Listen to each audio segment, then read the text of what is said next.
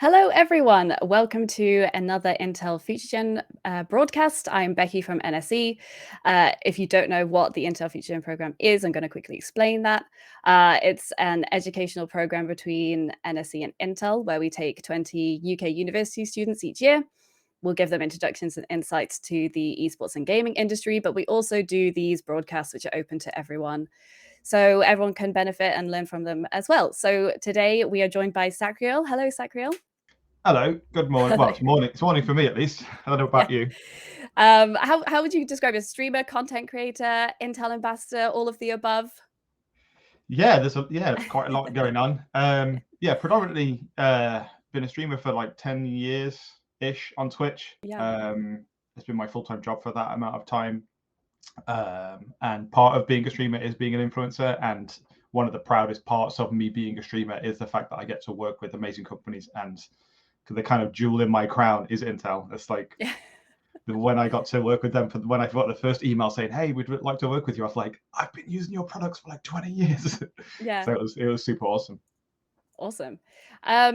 So what, in terms of like going into what goes into a live stream, if that's like primarily kind of like what you do, like how much work goes into that beyond what viewers see on the screen? Like, I mean, there's a Yeah. bunch of different elements that go into live streaming, right? So whether that's your mod team or getting designs done, brands, could you kind of go through a little bit about what Sure. goes into Yeah. that? I think there is kind of a misunderstanding of streamers that, oh, you're a streamer, oh, you play video games all day. Okay, got it. But the bigger you get, the amount of work you do gets exponentially higher. Mm. So even if I do an 8 or 10 or 12-hour stream one day, there'll be several hours of admin before and after that stream. If I have a day off, that day off will just be loads and loads of work. So if you're a streamer, you need a good mod team. So you need to recruit your moderators and have kind of develop what you want your channel's community to act like, so that you can then decide, oh, that's over the line, we're going to time you out, or that's actually too offensive, we'll ban you. So you need to have moderators, you need to do all the framework for that. So if somebody gets banned, that person might do a ban appeal to say, oh, sorry, I didn't mean it. And then all of a sudden you've got all this. I have a Slack channel with like 20 something channels with people just constantly communicating with each other, running just my chat room alone, and ban appeals and all these other things. Yeah. I have to work with coders on a more or less daily or weekly basis, graphics designers to make sure all my branding is on point. I have access to something like 60 emotes on Twitch because of my size. So I have to make sure all of my emotes are created by an artist. Some of them are animated, so that takes longer. And then You mentioned coders. I'm interested. I'm intrigued by kind of coders. What kind of coding work do you have people doing? Well, originally I was one of the first streamers to have a complex, what we call overlay, which is where if somebody in channel does something supportive, it pops up on screen to show recognition. And I coded my first 2 overlays in Excel, literally in Microsoft Excel. Really? Yeah, because my job before a streamer, I did a lot of Excel, and I learned to Right. like do some coding in it. But then moving on, Twitch opened up some really powerful APIs that allow more experienced coders to pull out information from the chat room and from your channel and so on. So I have coders that work on my overlays. If I can literally just make up a decision and say, hey, if somebody says a cup of tea 10 times in a row, I want a cup of tea to show on my screen. And then my coder will go and do that, and my artist will make the picture, and they work together. And all of a sudden, if someone says cup of tea 10 times, a cup of tea pops up on screen. So Yeah. we have lots of innovative ideas and concepts on my channel that are kind of ahead of the majority of channels on Twitch. Yeah. So that's another aspect of something you wouldn't think, right? You just think, oh, you sit there and play games, but there's, you're working with brands, coders, artists, mod team. I have an entire management team in America that do a lot of work for me. So hours of work before and after the stream. Yeah. Wow. You mentioned brands there. Kind of how important are brand partnerships to streamers, and what advice can you give to people looking to get into streaming, and how best to position themselves to be attractive to brands? Well, that's a great question. I think first of all, it depends on the brand.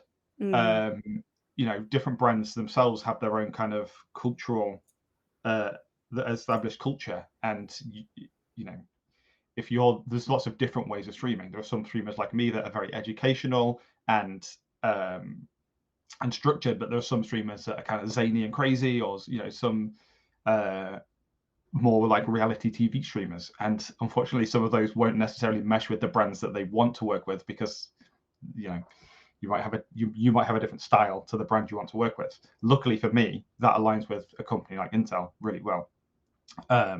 So a really good thing to do is to have a very clean channel. So it's relatively easy on Twitch to get more attention than, how do I put this? It's relatively easy to get lots of viewers if you do something that's generally considered unattractive. Right. But that means a brand isn't very likely to work with you. Whereas if you have a clean channel with a very structured community and everyone's polite and positive, and as soon as you enter that channel, you go, wow, this is nice. Look at all the people chatting in the chat side of things, and they're actually communicating with the streamer, and they're having a clean and clear conversation. Immediately a brand thinks that's a nice framework for us to potentially work with this content creator, because they're very engaged with their community. Community engagement is very important. So having like an active Discord channel and having a very clearly active chat where if the streamer says, hey, what do you think about this, and 100 different people all answer all at once, that's great. Whereas if the streamer says, hey, what do you think about this, and 100 people just spam emojis or memes and stuff, then I would have thought from a brand's perspective, they'd think, well, maybe this isn't as engaged of a chat as we thought. Yeah. But yeah, reach out to the brands that you're interested in and say, hey, these are my viewership stats. Here are some clips of my favorite content. I'd love to work with you. Is there an opportunity we could work on? And get the ball rolling. Yeah. So you spoke a little bit there about your community. The 42nd, I believe that's the nickname. Yeah. Where did that name come from? Just out of interest. Well, they kind of chose it. So yeah. When I made my first YouTube channel, the name Sacriel was taken, and this was before I even wanted to be a content creator. Sacriel was just my World of Warcraft name at the time, so I just typed it in and it was taken. So I just thought, 42, answer to the universe and all that. I didn't think about it beyond that. And then when I started streaming on Twitch, Sacriel wasn't taken, so I just took the name Sacriel. But the significant portion of my viewership was from YouTube at the time.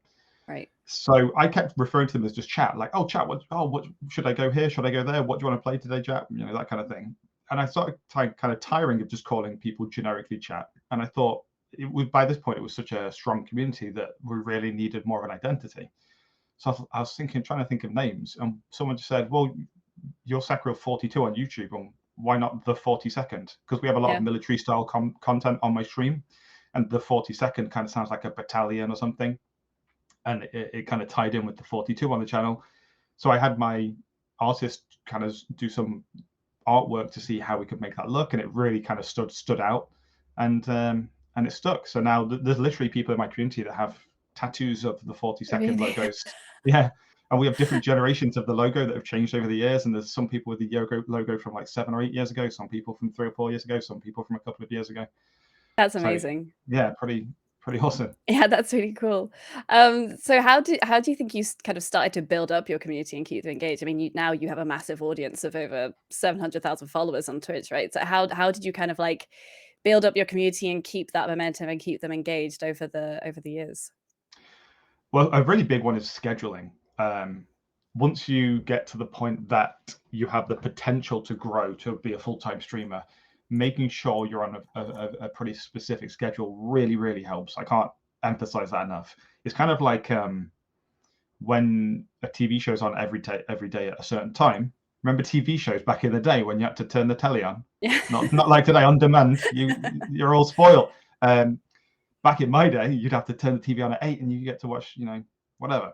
And it's kind of the same on Twitch. People want to get home from work and be like, oh, is my streamer on? And they turn their TV on and they watch the stream. So having a schedule really helps cement a community, because the same people will be in the same place day after day after day. They get to know each other. You get to know them.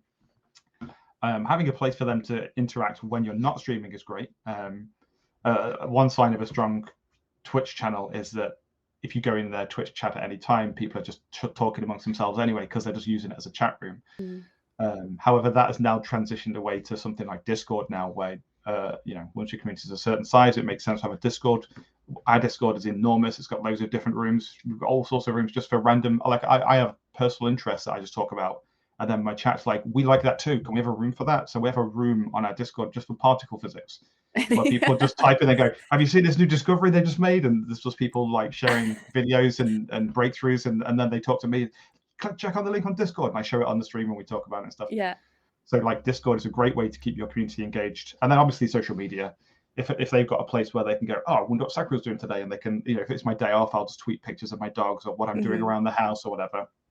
Just trying to be in the minds of your viewers at all times, so that whenever they want to interact with you in a way, they can, whether it's talking in your Twitch channel, talking on your Discord, checking your Twitter or Instagram, or just tuning in live for the hours that you are live. Yeah. Awesome. How did you actually get your start in kind of doing content creation and streaming and things like that? How did you get your start in that? So I once upon a time I was very good at video games, and I would play games, and my friends like at college or just my friends from real life would see the scoreboard and be like, oh my god, how did you get that score? So there were some applications back in the day where you could load the application and record your screen. So I'd record these videos and show them, and they'd be like, oh my god, I didn't know that item, I didn't know there's a health box up there, or I didn't know there's armor over there, or how did you know the guy was there? Oh, I could hear the footsteps because of this, that, the other. Oh, and I kind of got a kick from like when I said something that to me felt obvious, people go, really? And I was like, oh, loads of people don't know this stuff. So I started just putting random clips that I'd recorded on YouTube. Back then I was a shy little boy, no moustache, and I didn't like my voice, I didn't like my face, so I would just put this just literally gameplay video with no editing, nothing, and people would watch it and comment on YouTube and say, wow, that's really good. So then it progressed to me actually pausing the video and typing on the screen, I noticed this guy was here because I saw his shadow reflection on the wall or whatever. And then people go, oh, I never noticed that. And I was like, oh, this is cool. And then eventually it transitioned to just, hi there, my name's Sacriel. Today I'm playing. And the little shy Sacriel was there. And it kind of progressed from there to the point that I made this one video for Battlefield 3 that was a tutorial for an item that most people didn't know how it worked. I didn't know how it worked. I was holding this thing in the game going, what is this? I'm pointing at things and nothing happened. So I figured it out and I made a video tutorial like, hey, this is how the thing works. And the video just blew up everywhere I went. If I joined a Battlefield server, you're the guy from the video with the thing. And I was like, whoa, this is crazy. And my channel just blew up from there.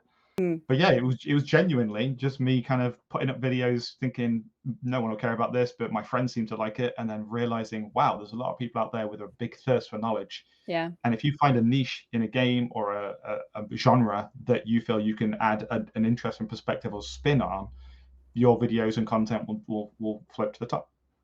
Awesome.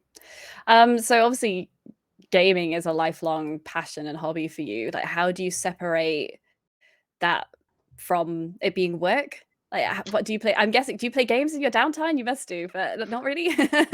Well, yes and no. So I think the problem is because I play games 8, 10, 12, 14 hours a day live, when I turn the stream off, I've already spent, over 10 hours sat at my desk playing games. There is a small irony that some games, if there's a game, it's relatively rare, but if there's a game that I'm really, really, really anticipating playing, but it's not a game that I feel will do well either on Twitch at all or for me on Twitch, because if you play FPS games and military games and FPS games and military games, and then there's a game you're looking forward to that from your childhood or another genre that you like that most people don't realize you like, if I was to just load up my stream with that, it will potentially get less viewership and less engagement. So occasionally there'll be a game where after my stream, I'm like, oh, yes, I get to play that game. And it is actually enjoyable for me. But that's, to be honest, that is actually relatively rare. All the games I play on stream, I never play off stream. So if I play a game for 10 hours, because when you spend so much time forging that game into content, you really, for me personally, lose the actual thrill of playing it. It's a weird sacrifice that you have to make as a content creator. You might think, oh, it would be so cool to play games all day. I love playing games, but when you're sat on your sofa or if you're on console or whatever, just playing your games, you can just pause it whenever you want, go and do whatever you want, stop whenever you want. If you get angry because something's annoying you, you can just whatever. Whereas as a content creator, if you spend 10 hours going, I have to craft every 10-second segment of this 10-hour stream into something entertaining, or people will switch off. When you load that game off stream, your brain is always just thinking, I should just be streaming. If I'm going to play another hour, why am I not streaming? And it kind of constantly in the back of your mind, just stream. And that's why I suppose I get a little respite from that, because if I play a game that I think won't work well on Twitch, I can go, shut up, brain, this won't work well on Twitch. And then I get to enjoy it myself. Just because I'm curious, what kind of games do you then play off stream? What's been a recent favorite? That's an interesting one. Well, actually, the one I've been playing off stream is a game that I did play on stream, and I really enjoyed it, and it did really well. And the devs actually watched a load of me streaming it, and sent me like a cool care package the other day. Awesome. But I've been playing a lot of Total War Warhammer 3. Okay, yeah. But I did like 30, 40 hours of it on stream, and really, really enjoyed it. But then off stream, I would try like different factions and different play styles and stuff, and kind of toy around with what I can get away with in the game. But then on stream, I'm a bit more structured, so people can learn, oh, he's doing his playthrough with that faction he's been playing all week, and they can continue to learn. But yeah, that's been my little guilty pleasure recently of Total War. Awesome. So you were part of Intel's Play Hard and Live Well campaign. Can you talk a little bit more about kind of that message? It was generally about kind of like learning to lose and failure, like mattering and things like that. Can you go into a little bit more detail about that? Sure. I think the world, or maybe just the gaming community, kind of has this toxic relationship with failure. Failure is like, oh, if someone nowadays, if someone trips up or someone goes to shoot a hoop in basketball and it misses, it's like, oh, I'm gonna make a video of that and ridicule them and all this. And it's kind of the world's got this weird toxic approach to failure that we need to gravitate away from. If you see, in my opinion, if you see someone winning all the time, they're not challenging themselves. It's like if I went to a boxing gym and I was boxing for 10 years, but then I would only spar against the newcomers that have only boxed for a week, I would win every fight, and everyone would go, wow, he's good. But in reality, I'm not. And when I go to face someone that's also been boxing for 10 years, if they've been boxing other people that box for 10 years, they'd be a lot better than me. Because when you play, you should try, in my opinion, you should put yourself in a position where you lose a third of the time, or maybe half the time. Because every time you lose, you get to go, what did I do wrong there? I didn't do this, I didn't do that. And for me, I feel like it's really important, especially with the mental health problems that are plaguing the world because of whatever's going on around the world. And in gaming, there can be some toxic communities and stress. And I feel like, especially the younger generations, maybe they're raised in this world of watching people's Instagrams and watching people's YouTube videos, and all they see is perfect success, and they judge themselves against that. And then when they try and fail, they're like, I'm not good enough. God damn, that is really kind of an angry feeling. And I feel like people need to learn, every time you fail, there is no failure unless you stop trying. If you try and do something and you fail, you look at what you did wrong and try again and do a bit better. And that's where the success is. The failure, everyone fails. If you think of Michael Jordan and you think, oh my God, he's amazing. If you look at the statistics on how many shots he misses, loads. But because he carries on and gets through that, he's one of the best in the world, or was the best in the world, or whatever. And it's the same with loads of different aspects of life. It's not just gaming. It's the same in the workplace. If you go for a promotion and you don't get it, don't just beat yourself up and say, oh, I'm not good enough, forget it, I'm never going to go for another promotion. Figure out what you did wrong. Ask what you did wrong. Try and improve, and try and develop a mentality where when you fail, you go, awesome, this is an opportunity to learn, not I'm not good enough, I'm not going to try again, because that's the only true failure. Yeah. No, that's a really good way, I think, of looking at, failure and making mistakes and how you can learn from them. But Ajay, looking back on kind of your streaming career, I think this is probably the last question I have, but before we move on to the session, but what what piece of advice would you give to people who are aspiring to become content creators, and something maybe you wish you'd known back then? It's an interesting one.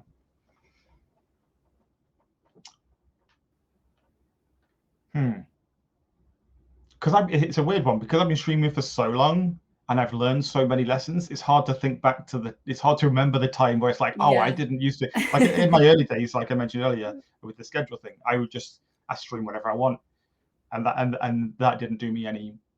That did me my channel not necessarily harm, but it prevented growing well. So absolutely, from day one, I would say your offline image on Twitch should be, I'm live at 8 p.m. Monday to Thursday or whatever. So people go, I know when you're live next, I will be there.